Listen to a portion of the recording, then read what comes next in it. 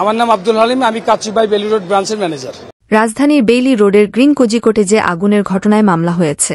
শুক্রবার 1 মার্চ রাতে পুলিশ বাদী হয়ে এ মামলা করেছে। শনিবার 2 মার্চ ডিএমপির রমনা জোনের সহকারী কমিশনার মোহাম্মদ সালমান ফার্সি মামলার বিষয়টি নিশ্চিত করেছেন। তিনি বলেন, বেইলি রোডের বহুতল ভবনে আগুন লাগার ঘটনায় পুলিশ বাদী হয়ে একটি মামলা করেছে। এ ঘটনায় কয়েকজন আটক আছেন। মামলায় আসামিদের বিরুদ্ধে অবহেলাজনিত হত্যার অভিযোগ আনা হয়েছে। উল্লেখ্য, বেইলি রোডের গ্রিন কোজিকোটেজে গত বৃহস্পতিবার 29 ফেব্রুয়ারি রাতে আগুন লাগে।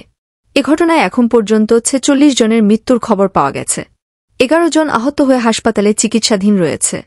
জীবিত উদ্ধার করা হয়েছে 75 জনকে। এতক্ষণ সাথে থাকার জন্য ধন্যবাদ। নতুন নতুন আপডেট খবর পেতে চ্যানেলটি সাবস্ক্রাইব করে পাশেই থাকবেন।